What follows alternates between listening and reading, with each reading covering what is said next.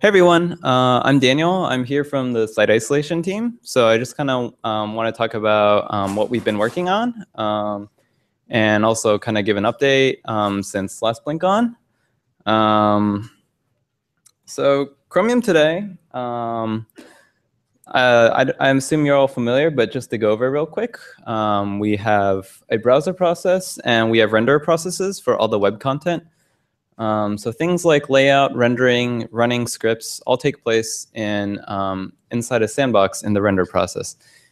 Because from a security perspective, we just consider the entire web to be a hostile attacker trying to take over your machine.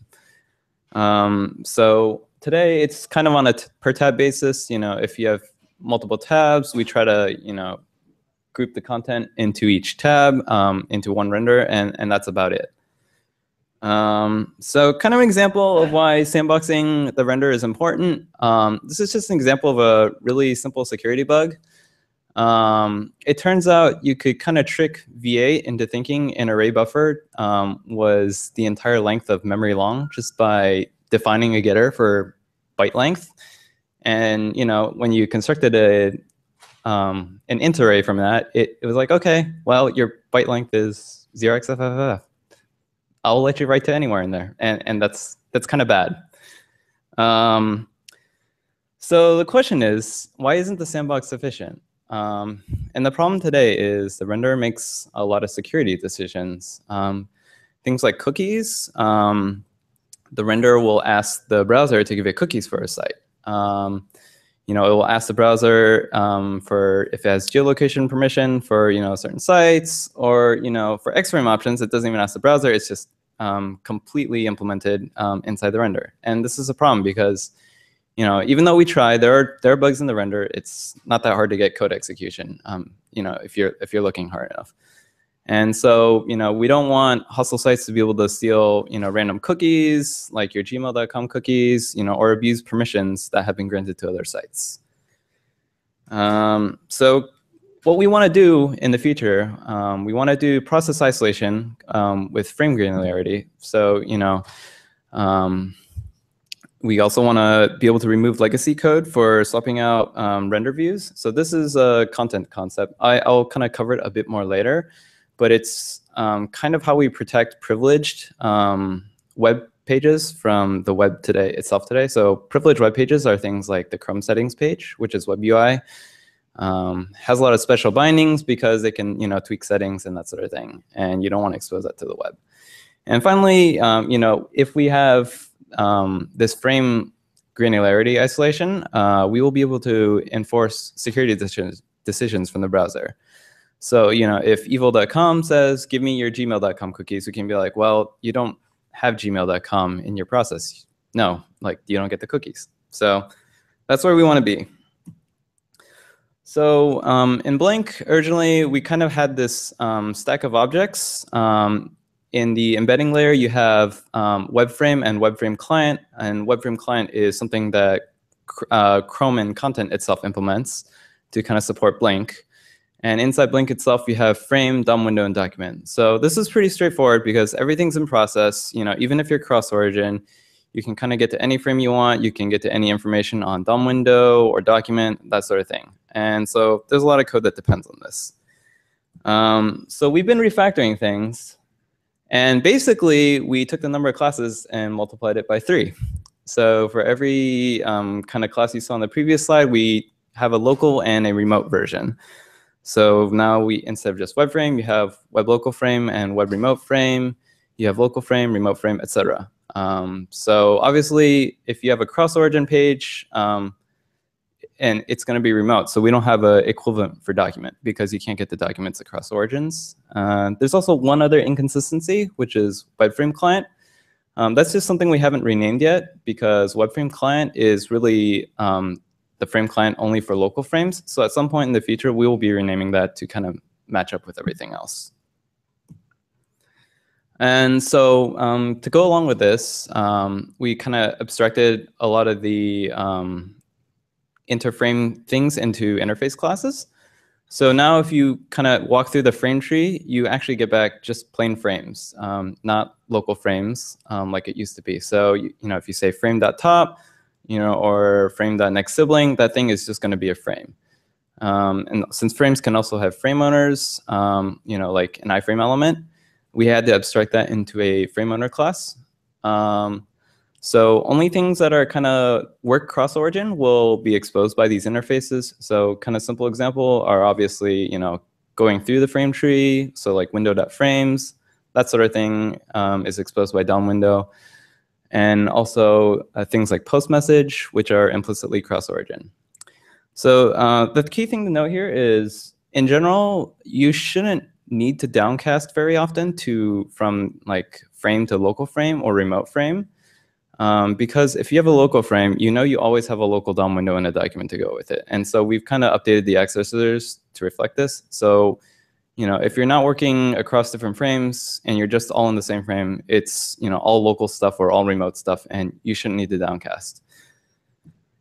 So there is one kind of point of complexity about this. Remote is not always cross-origin. Well, so remote implies cross-origin. If you have a remote frame, it is definitely cross-origin from you, and you can't kind of get to any of the stuff that would normally be blocked by the security checks and that sort of thing. But if you have a local frame, that does not mean it's same origin. So this is a bit confusing. So why do we do this, right? So first of all, our goal with site isolation isn't actually completely cross-origin. We use a slightly different definition called cross-site. And the way we determine cross-site, it's similar to origin, but it's just TLD +1 plus the scheme import. And the reason we have to do this is because of things like document.domain, where you can, if you have something foo.google.com, you can set your document.domain to google.com. And then at that point, anyone else that set their document.domain to google.com should be able to script each other. And it's kind of hard to kind of ship the entire render state between processes, and that's not really our goal. So to make this easier, that's why we use the cross-site definition. Another problem is a lot of pages have a lot of frames. I just listed some more extreme examples here. SourceForge has like 50 plus frames. There's a Chinese site called Wink63, which has like 49 frames. And obviously, they're not all cross-origin, but a lot of them are. And if we were to spin up a render for each one, we'd quickly exhaust kind of the process budget, and that's no good. And the final problem is cross-origin is kind of a relative property. If you have one window, from the perspective of one window, certain windows might be cross-origin. But if you're looking at it from another window, then that's no longer the case. So we'd have to kind of overlay a view on top of, from the perspective of each window, and it'd be really complex and still pretty error-prone. So that's kind of why we're exposing a bit of the local remote thing in Blink, even though it does make things more complicated. So since BlinkOn 2, we've implemented the ability to actually swap frames in and out. So you can swap from local to remote and sort of back. We replicate the frame tree between processes. So if you have a couple renders participating in rendering one page, those renders will kind of know that this is a frame tree, my parent is remote, and that sort of thing. And we also began to implement the content side classes to kind of handle remote frames. So we can do basic stuff with remote frames, like actually paint them and that sort of thing. And so I'm just going to give a quick demo.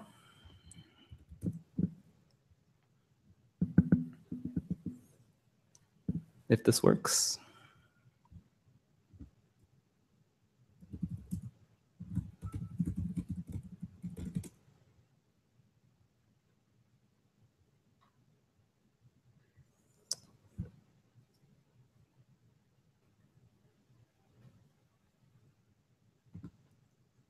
Okay, so I'm just going to demo in Canary. All this code is currently enabled behind a flag, //cyper process.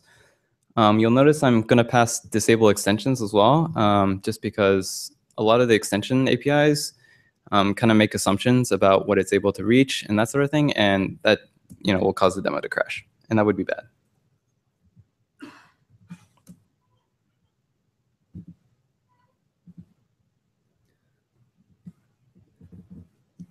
So here's just a really simple test page. It's just an iframe inside something else, and everything is currently in the same origin. So you'll see there's just one render.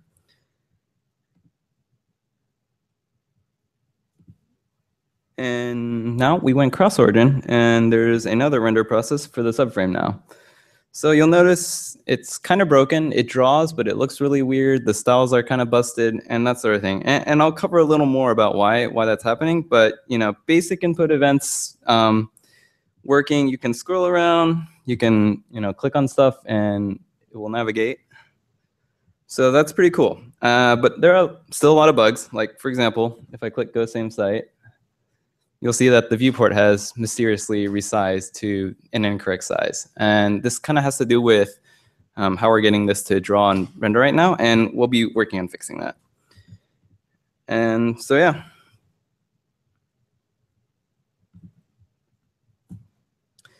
So some of the stuff we're working on right now is we want to be able to replicate security context across different renders. We need to do some refactoring in WebWidget and rendering code to kind of make those strange, weird rendering bugs that you just saw not happen. We're working on adding a remote DOM window. Right now, if you have a remote frame, it has no DOM window, like it'll just be null. And finally, we're working on making the transition from remote to local frames kind of work better. So the first thing is security context. So a lot of security decisions can involve other frames like navigation or post message, because you can't just navigate other random stuff. And right now, we don't really handle this. Basically, we say if this thing is not a local frame, we usually default to just denying the security decision. So this works, but obviously it breaks a lot of things, and we'd like to be able to say you should be able to do these security checks still, because it's kind of important. And it's really ugly to be like, if is local frame, then check the security context off the document and that sort of thing. So we're doing a couple things to try to basically make this easier to work with. First, we're going to use the browser process to help us replicate the security information. So this includes stuff like the origin, but also sandbox iframe attributes and that sort of thing. And inside Blink, we're going to add a security context accessor to frame. So for local frame, it's really simple. It just forwards the document. So it's kind of like what you have today. And remote frame will have its own security context, and we'll populate it with the replicated data. And the browser itself will kind of maintain the canonical state because well, we shouldn't really trust the render. So a lot of code that just looks like frame document, and it grab, maybe it says can access or origin or something. You'll be able to replace. We'll actually update it to just say frame security context and then call the corresponding security context methods. So one important thing to note: we won't be replicating CSP. That's actually going to be browser enforced in the future. So right now we're just kind of default failing for CSP policies for remote frames. And once that's actually enforced in the browser, we won't need it at all in the render anyway. And so there's one other thing we'll need to be careful about. If you're writing code that's going to cross origins and potentially hop to another render, there's a potential for time of check and time of use bugs. So a render might send an IPC assuming the target render has one origin. For example, a post message targeted at a remote frame with an a.com domain. And so basically, if you're writing this sort of cross-process code, you just need to be a lot more careful. You need to make you need to repeat the check in the browser process, because that's where the canonical information is. In fact, it might just make sense just to send the IPC and always check in the browser. And then finally, or next, there's also a problem. If you have everything is in process, but you're in the process of navigating something to an out-of-process frame, that frame is going to commit asynchronously with respect to your render. So you don't know when it's actually going to go through. So the browser is going to make sure have to filter out IPCs from frames that are already dead from its perspective. All right, and so next thing is WebWidget refactoring. So WebWidget right now, it's our entry point for input event dispatch, viewport sizing. It provides somewhere that the layout can actually render the stuff, and it also sends frames to the compositor. So it's a very useful thing. So right now we cheat. Each subframe render, it just pretends it's a top-level render, and we just tell it your viewport size just happens to be the size of the iframe, the viewable iframe area. And it works okay as long as you don't hold it the wrong way. For example, if you have 2 subframes from the same site, it will break. And the reason for this is WebWidget is currently tied to WebView. So right now, it's even worse because if you look at the code, we just kind of pick the first local frame we see in when we traverse through the frame tree, and we just kind of use that for rendering purposes. So in the future, we want to tie this to something called a local root. And the local root is basically the highest ancestor with a continuous path of local frames from the current frame. So if you don't have any parent ancestors that are local frames, it's obviously you're the local root. But if you have a parent that's a local frame and that frame has a parent that's not a local frame, then your parent is the local root for rendering purposes and that sort of thing. And so we're also going to refactor everything. So local roots will have a WebWidget. So kind of overview of what we have today. The problem is WebView is the WebWidget for drawing purposes. So we can't have more than one per page. And that's what I mentioned when things break down when we have multiple subframes for the same page. And it's just kind of a very complicated mess. And so we're working on untangling this. And each local root will have a WebFrame widget, which has a web widget, and we'll be dealing with that for drawing purposes. So if you have say a site A.com with 2 subframes from B.com, we'll have a separate local root for each B.com subframe. We can't share them because they're kind of drawing to potentially different viewport sizes and that sort of thing. We're also updating, so this is about the remote DOM window stuff. So we already renamed the original DOM window to local DOM window because all that stuff in there right now is kind of specific to when you have all that data in process. And for now, we just say remote frames don't ever have a DOM window. It always returns null. And so that kind of breaks a lot of things on the web. And so right now, we're working on factoring out a DOM window interface for use with the bindings. So this DOM window thing will basically just have all the things defined in the spec that are accessible from window. And it gets more complicated, though, because the spec actually has something also called WindowProxy. So the reason it has this, each document has its own window object for security purposes.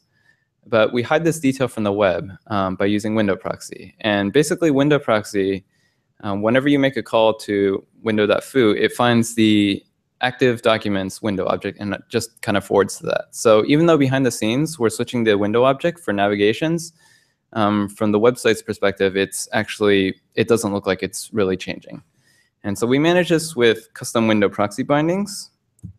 So just kind of an example of how this is useful, if you have a reference to a frame and you navigate it somewhere, later you should be able to kind of keep that same reference and navigate it somewhere else again, and that reference shouldn't break. And so that's what WindowProxy lets us do. And so we already have some logic in Chrome to swap to a separate process today. So I mentioned earlier that we kind of apply this logic for web UI pages and other privileged pages. So we use something called the swappedout URL to do this. And it's pretty hacky. In Blink, it just basically navigates to a blank page and it pretends that there's nothing there.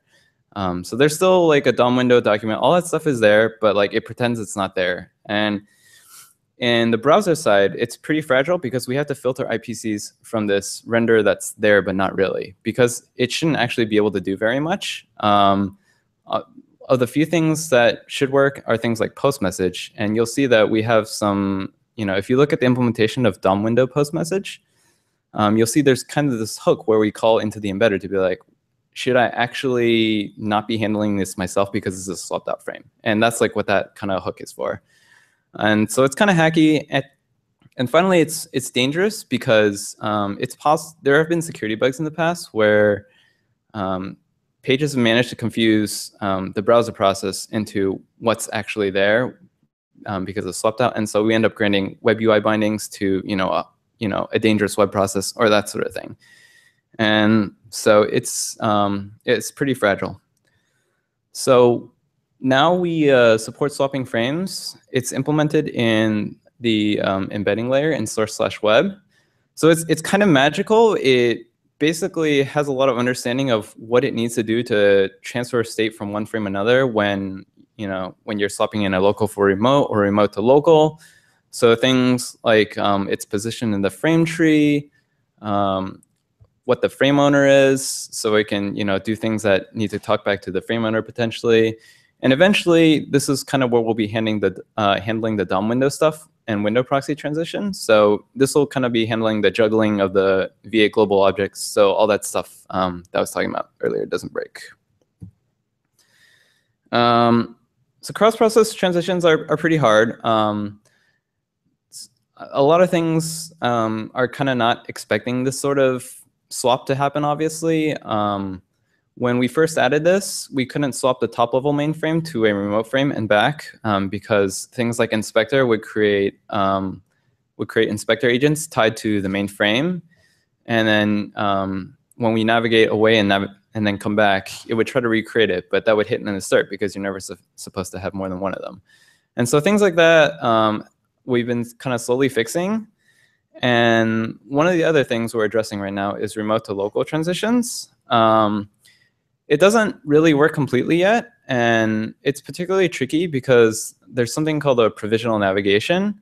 And the idea is you can have a frame.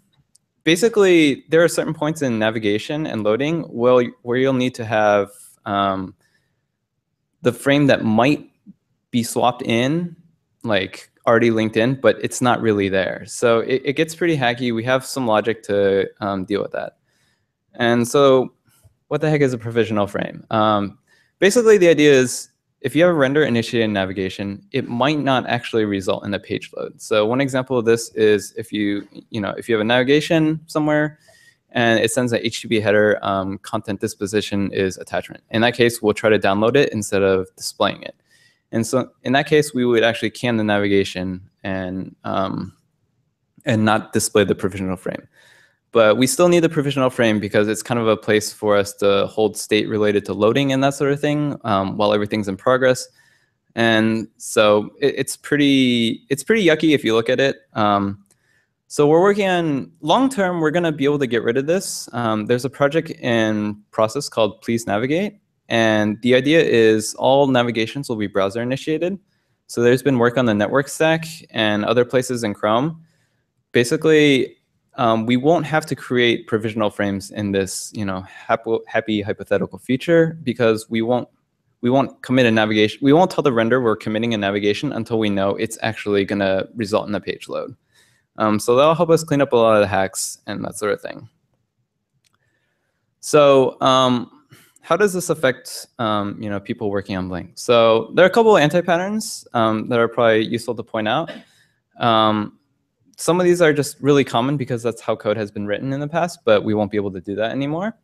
So you can't really assume the mainframe is always going to be local. So there's code today that expects that top document will always be there, or it will be able to save state on the mainframe and that sort of thing.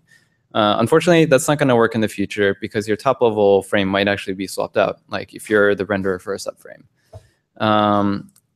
It's also generally an anti-pattern to check if your DOMWindow or frame is local and kind of try to vary your behavior based on that.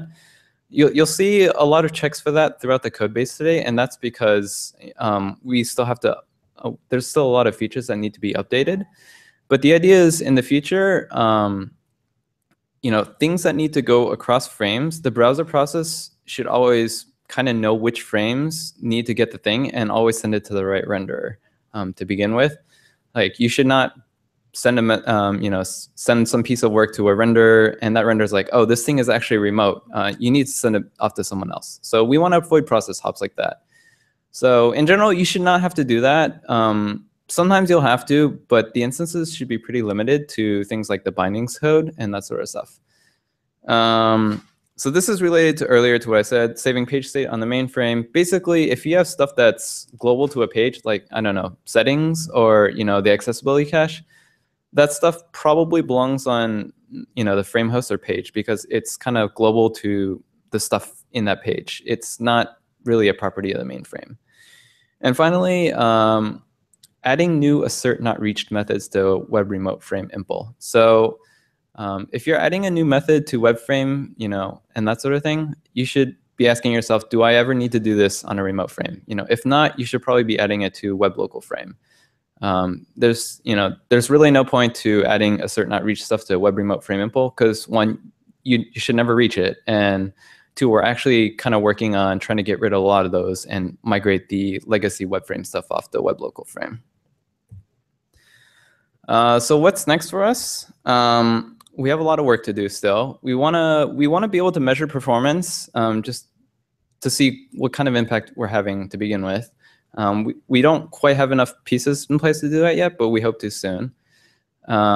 We're still working on our exact story for coordinating unloads. Unloads can be very tricky because pages can do all sorts of crazy things in unload handlers. A hypothetical case is if you have like A, B, and then when B is unloading, it goes to its parent, or it goes to its grandparent, and it says, unload your subtree of frames too. And then you could imagine that kind of happening recursively. It's just kind of a giant mess. So we're trying to figure out a good story for that. Input events. So they do work, but right now we're using essentially a kind of hopscotch method for dispatching these. Essentially, we always send it to the top level render. The top level render hit test. If it's actually a remote frame, then we send it back to the browser to forward to the thing, the render that's hosting that frame. And this is kind of bad because IPC latency isn't always predictable. And if you have a set of deeply nested frames, this could be pretty expensive. So there's work in progress that will help us kind of fix this. We'll need browser-side focus tracking for things like keyboard events, and we'll also need to be able to do hit testing. So the compositor team is working on something called surfaces, and the idea is in the browser side, we'll always kind of know which rectangles correspond to which renderers.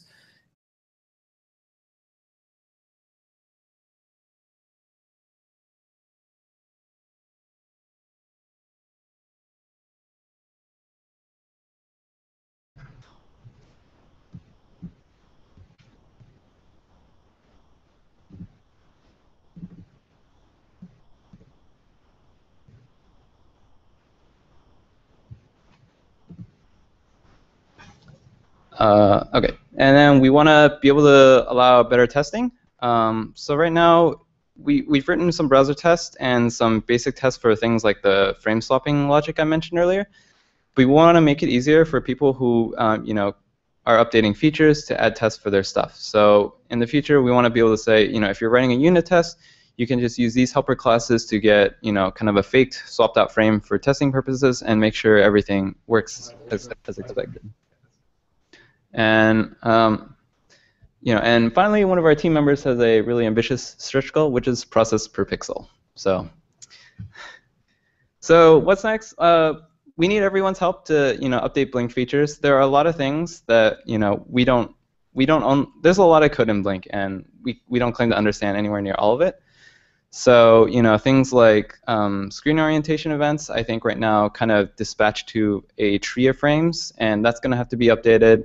Things like text auto-sizing, even though we don't currently plan on using out-of-process iframes on Android, that code still runs. We still run tests on it, and so it'd be nice to not have the test crash and that sort of thing. So right now we have a lot of hacks where it's just like, if this is not a local frame, we just bail out early. But it'd be nice to be able to handle it more elegantly, and drag and drop gestures, all that sort of fun stuff. So we have a mailing list, site isolation dev at Chromium. If you have questions about the feature or how you can update your feature to work with it, or something you feel like we need to help you solve, we're always happy to help in that discussion. So, questions? I have 2 questions, and the answer to both of them is probably going to be no. First of all, is there any plan to support hit testing at a more granular level to the browser process? So just we can hit test frame, we hit test, for example, develop. Okay, so the question was, is there any plan to support hit testing at a more granular level than just frames? So for example, hit testing individual divs in the browser. I don't think so, but don't quote me on that. So. Okay, and second question is there any plan to support 2 frames that can script each other with a separate render process? So that's, what do you mean by script each other? So same document domain. Okay, so the question was, what sort of plans do you have for isolating 2 frames that can script each other? So that's kind of what I mentioned with the frame swap stuff earlier. So if you are swapping out a frame, we want to keep your window references intact. So you will still be able to say window.postMessage, or window.location for that subframe, even though it's in a separate render, and it will navigate, and you'll be able to post message to it and all that sort of thing. Am I understanding your question correctly? Yeah, and also what about direct like window.parent access? So the follow-up question was, what about window.parent access for JavaScript? So we want to make that work too. So I mentioned earlier that we're replicating the frame tree. And I think you can actually already navigate around that, but I don't know. I haven't checked exactly. The inspector is kind of busted right now for out-of-process iframes, so it's kind of hard to do a lot of experiments on the fly. But yes, it should be supported.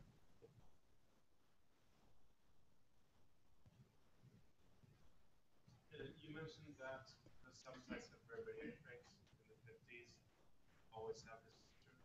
Does that mean that evil.com can create 100 iframes and just get around the whole what's the deal?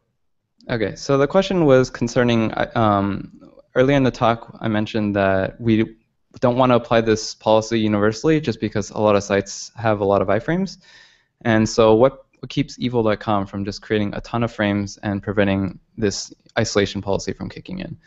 So we're going to try to use heuristics to essentially only isolate high-value sites. And so, what those heuristics are kind of up in the air at this point, right? You could, maybe it's, maybe it's like login pages or SSL pages. I don't know exactly what the policy will be, but you could think of, instances where we try to tune it, right? So like ads, like maybe we don't care too much about making sure those go into a separate iframe, but like, maybe things that are from more sensitive domains like a bank or your email, that sort of thing should always have strict site isolation on, that sort of thing. So I know it's kind of fuzzy, but we don't have an actual heuristic implemented yet.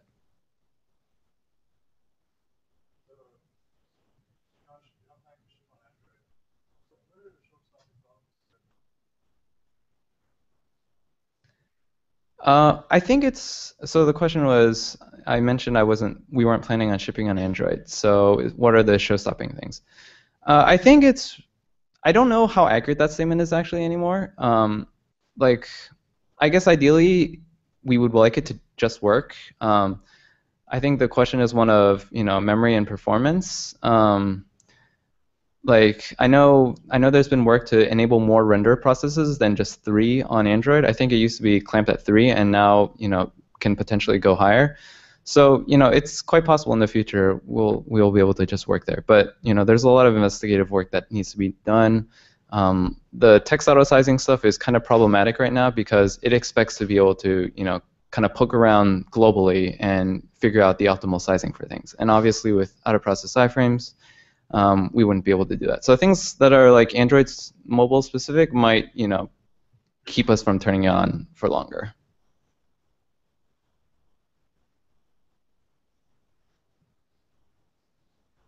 Okay, that's all. Thank you.